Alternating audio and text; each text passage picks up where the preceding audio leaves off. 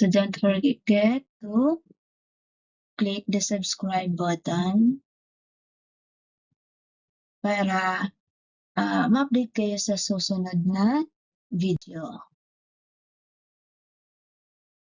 So, ang ituturo ko ngayon sa inyo ay kung paano i-compute yung percentage of daily attendance para sa buwan, para sa isang buwan sa ating SF2 o School Form 2 o Daily Attendance Report of Learners. So, ito yung sample form natin. Inalisan ko na yung pangalan ng mga bata.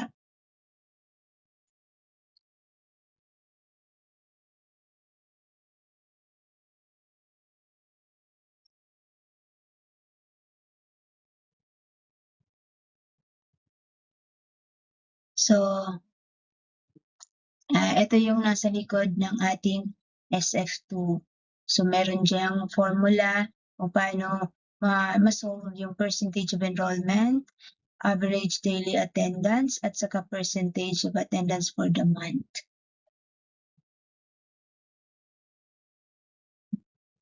So, para makuha natin yung percentage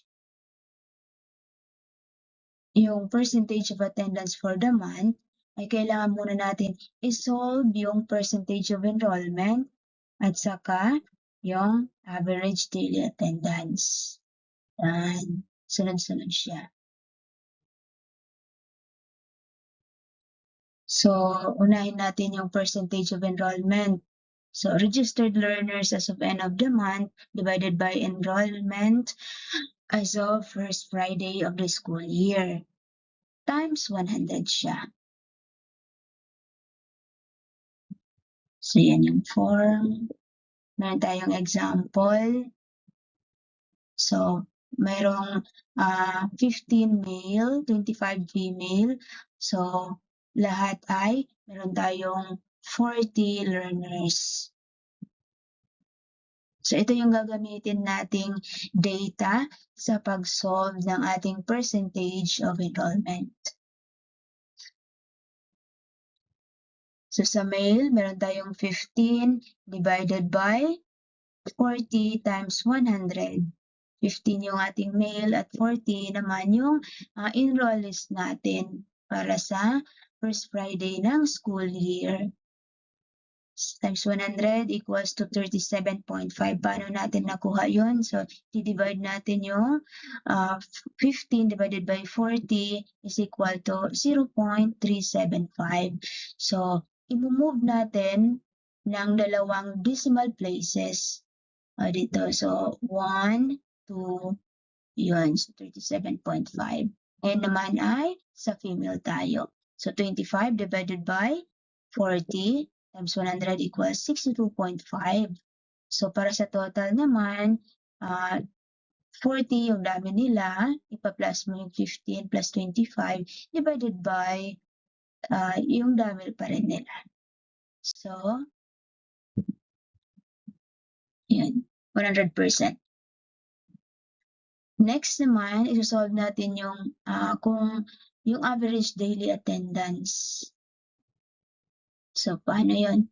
Ito yung formula niya. Total daily attendance, divide by the number of school days in reporting month times 100. So, dito, meron tayong example ay 21 days, yung number of reporting days for the month. So, yung total attendance natin, ito yung total attendance natin para sa babae, para sa lalaki. So, yan.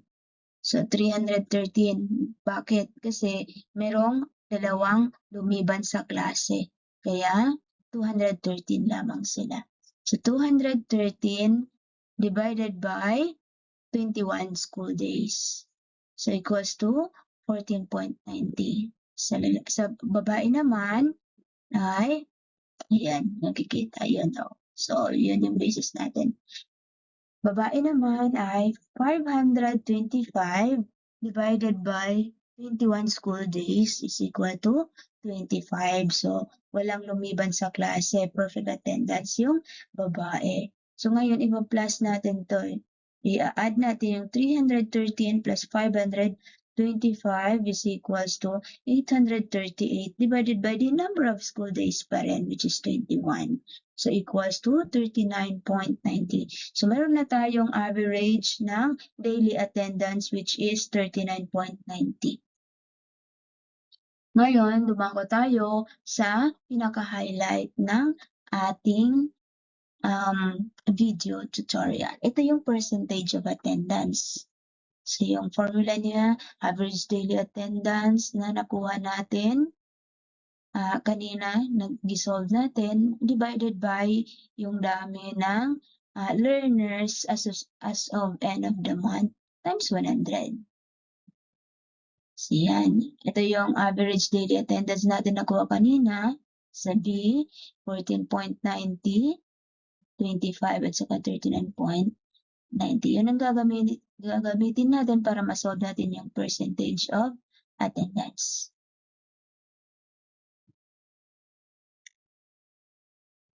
Right? So sa male, yung 14.90 divided by dami nila, 40 times 100 is equal to 37.25.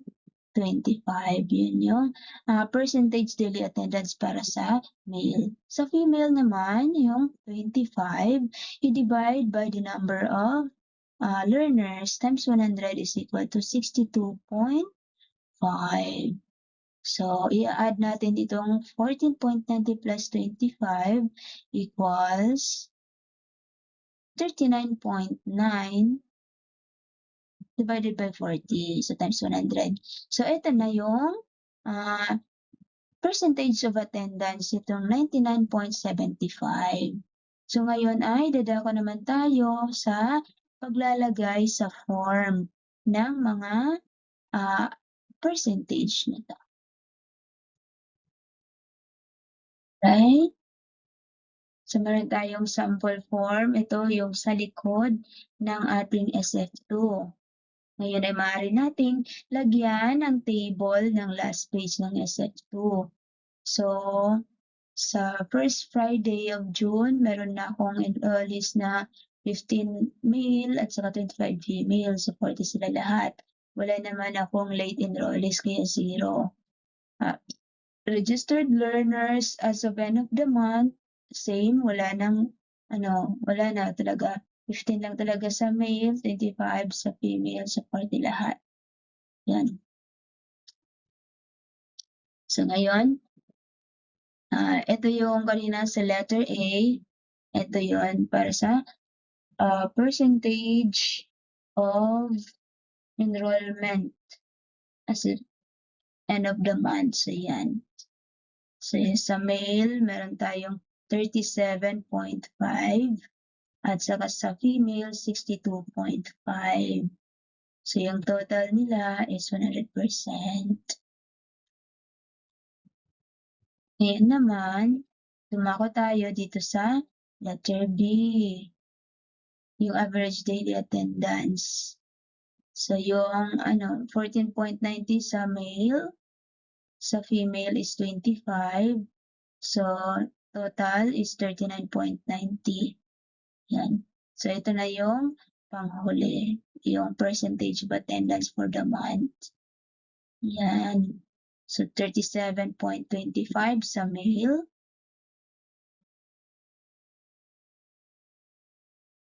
Yan. Sa female naman ay 62.5. So yung total is 99.75. So yun na. Yan. Tapos na tayo. So, thank you for watching.